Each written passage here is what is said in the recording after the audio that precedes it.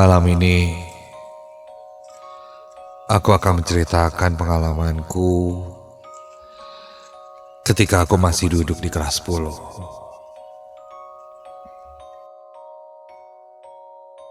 Kejadian ini terjadi ketika aku baru pulang dari acara kunjungan industri yang digagas sekolahku.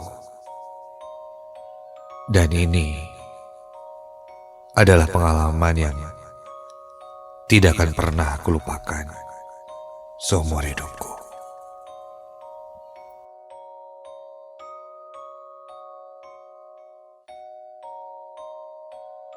Namaku Dimas. Aku bersekolah di salah satu SMK negeri yang ada di kota Bandung. Saat itu, sekolahku sedang mengadakan sebuah acara kunjungan ke perusahaan atau industri di kota Jakarta. Ya, memang acara itu selalu diadakan untuk murid kelas 10 yang akan beranjak ke kelas 11 di akhir semesternya. Kesiswaanku lalu menyuruh kami untuk kumpul di sekolah pada jam 7 malam. Dan saat itu aku sudah hadir di sekolah jam setengah 6 sore, agar aku tidak terlambat.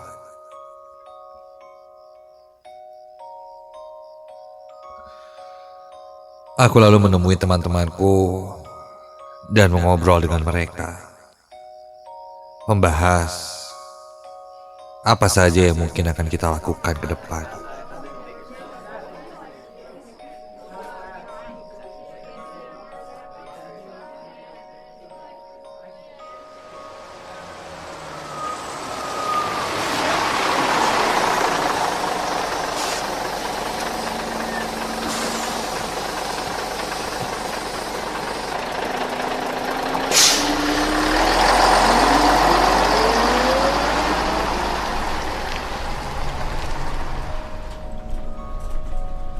Singkat cerita, kami berangkat ke Jakarta menggunakan bis jam setengah 10 malam. Dan saat itu aku duduk bertiga dengan kedua temanku, yaitu Hakam dan juga Abil. Aku duduk dekat jendela.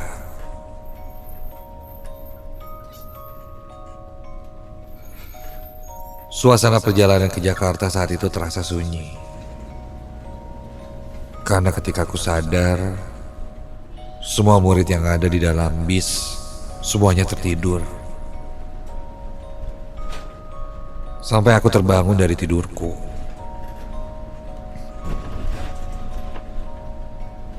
Ketika itu sudah jam 1 malam.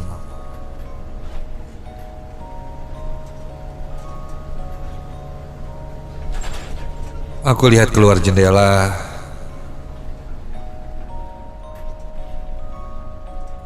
Suasana malam itu terasa sangat sunyi dan gelap, dengan kondisi lampu bis yang remang-remang dan kurangnya pencahayaan dari luar,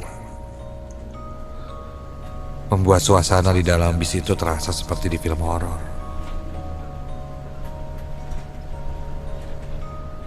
Kala itu, kiri dan kanan jalan ini hanyalah pepohonan yang rindang. Hanya 1-2 kendaraan yang merubah kesunyian itu menjadi sedikit ramai.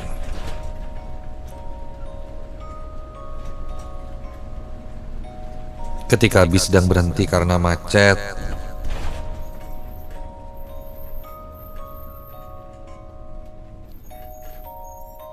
di sebelah kiriku, di luar jendela, aku lihat sebuah gubuk tua di antara pepohonan yang rindang itu. Gubuk yang dindingnya terbuat dari bilik. Ketika aku perhatikan lebih jelas,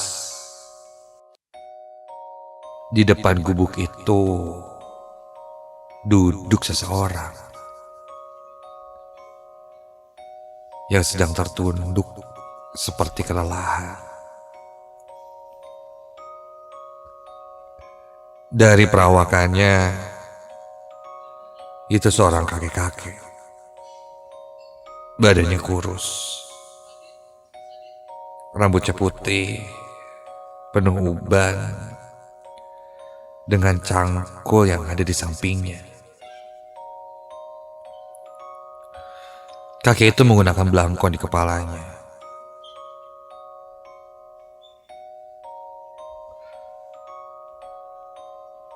Bajunya putih lusuh dan memakai celana selutut berwarna gelap. Aku perhatikan lagi kakek itu lebih jelas. Dia hanya tertunduk terdiam dengan belangkon dan rambut putihnya yang sedikit keluar dari belangkon itu. Seolah-olah seperti menunggu seseorang. Atau mungkin hanya kelelahan. Dan tiba-tiba lo Kam, bikin kaget aja pakai nempuk-nempuk segala. Aku dikagetkan oleh Hakam yang tiba-tiba memegang pundakku. Rupanya dia juga terbangun dari tidurnya. Dia tanya kenapa. Aku bilang tidak ada apa-apa. Dan ketika itu, bis pun melaju.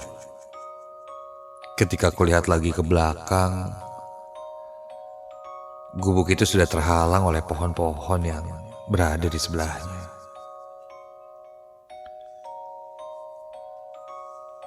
Bis pun kembali melaju.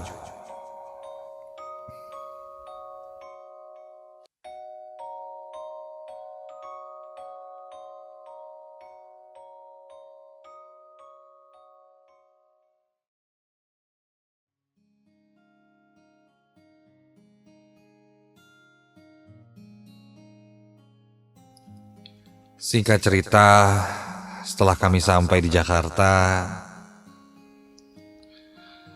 kami pun langsung memulai agenda.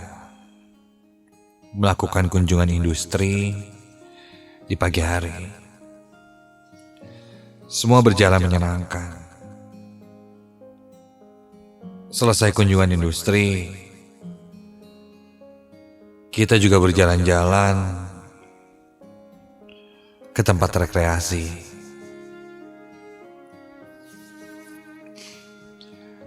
Untuk sekedar refreshing dan bersenang-senang katanya. Dan hal itu berhasil.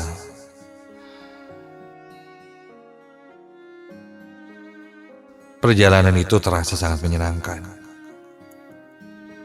Sekitar jam 4 sore, kami pun kembali ke Bandung.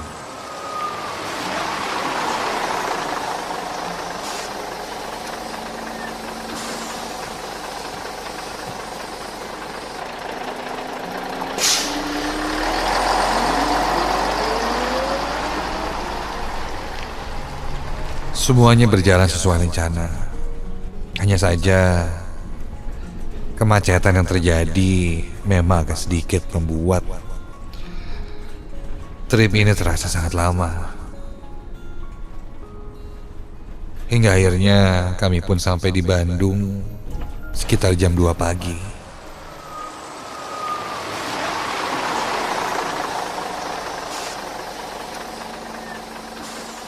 Di sana kesiswaan menyarankan kami yang tidak dijemput oleh orang tua atau saudaranya untuk menginap dulu di sekolah.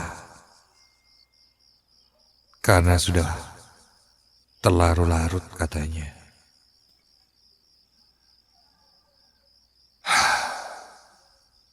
Namun ketika itu kondisiku sangat lelah. Aku ingin segera pulang saja. Jika di sekolah, aku malah tidak akan bisa tidur dan istirahat. Aku lalu nekat untuk pulang sendiri, jalan kaki ke rumahku. Sebelumnya temanku mengajakku untuk menginap di sekolah, tapi aku menolak. Aku ingin segera istirahat dan pulang. Lagi pula rumahku sebenarnya tidak jauh dari sekolah. Berjarak kurang dari 1 kilo. Dan itu pun bisa aku tempuh dengan jalan kaki. Setelah berpamitan, aku pun pulang.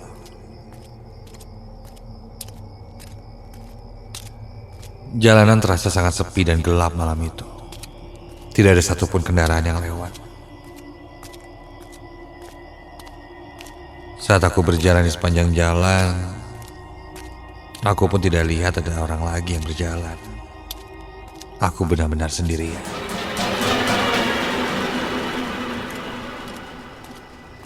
Tak jauh dariku ada sebuah perempatan,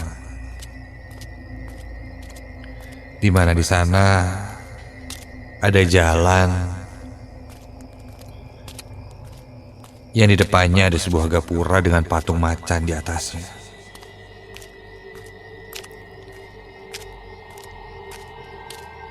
Aku akan masuk ke gang itu. Namun di pertengahan jalan,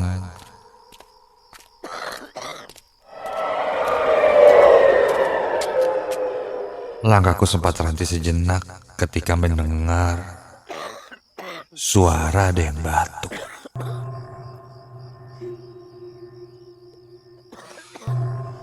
Suara batuk-batuk kesakitan. Refleks aku melihat ke belakang dan ke sekitarku. Tidak ada siapa-siapa.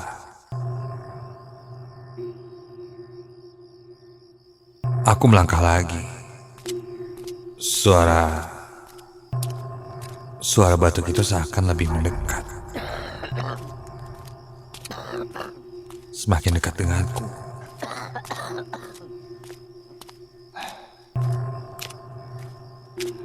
Aku berjalan agak cepat sampai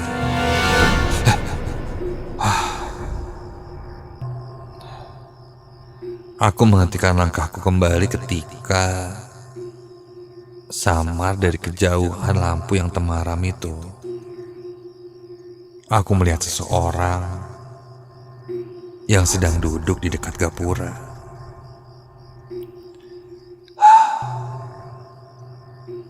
Jujur ketika itu aku mulai tenang. Ya mungkin suara batuk itu berasal dari orang itu, bukan hantu.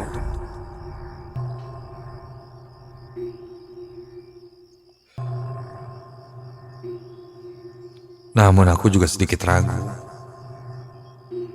Takutnya itu adalah preman. Ya mungkin aku akan dipalak dan entahlah. Pikiranku campur aduk. Jantungku mulai berdebar. Ketika semakin dekat,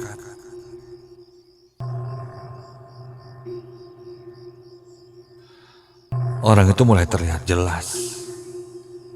Bukan preman. Itu sedikit melegakanku. Tapi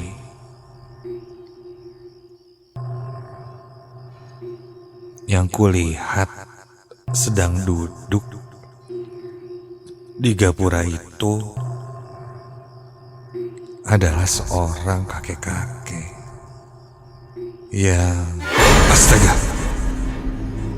Hah? Kakek itu menggunakan belangkon di kepalanya, baju putih lusuh, celana selutut, dan di sebelahnya ada sebuah cangkul. Itu kan? Ya Tuhan. Bulu kuduku seketika berdiri dari ujung kaki hingga ujung kepala.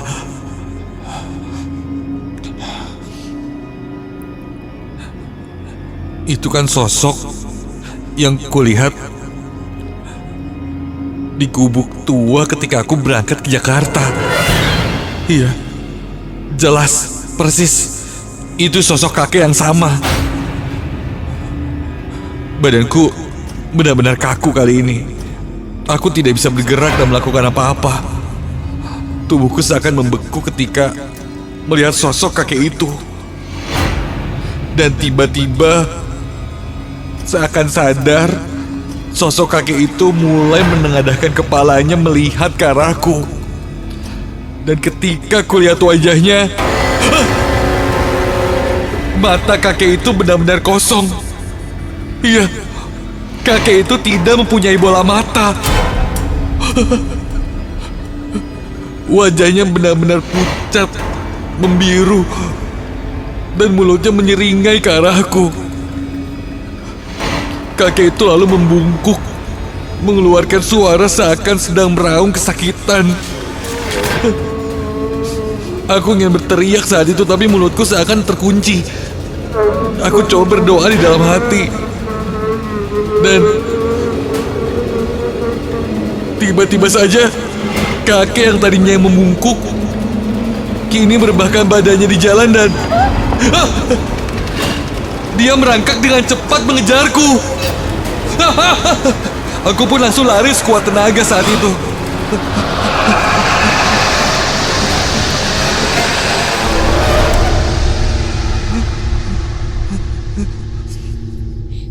Kulihat lagi ke belakang, sosok kakek itu sudah tidak ada.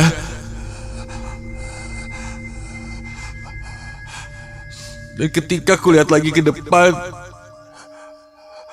kulihat di ujung jalan ada seseorang. Tolong! Tolong! Dan ketika aku dekat dengan orang itu masih sosok kakek yang tadi. Kini lebih jelas terlihat. Benar, kakek itu tidak memiliki bola mata.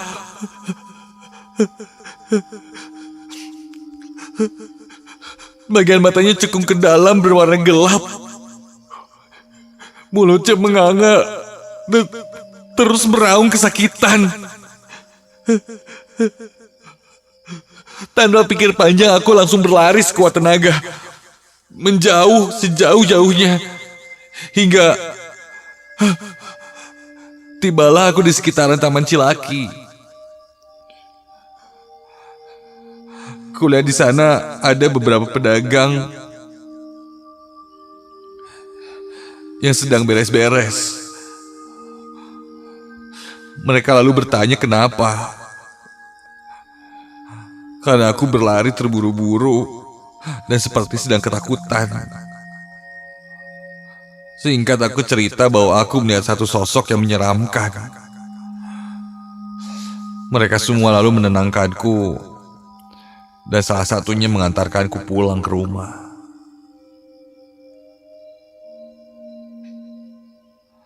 Keesokan harinya, aku langsung menceritakan kejadian ini pada orang tuaku. Mereka bahkan memanggil seseorang yang ahli di bidang spiritual dan langsung memberiku air doa. Katanya, memang sosok kakek itu mengikutiku sampai ke rumah. Karena secara tidak sadar, aku telah melihatnya. Untunglah setelah itu aku tidak pernah lagi merasakan hal-hal yang aneh. Dan sosok kakek itu tidak pernah muncul lagi. Tapi sosok kakek tanpa bola mata itu masih selalu terbayang-bayang di pikiranku. Dan selalu menjadi mimpi burukku.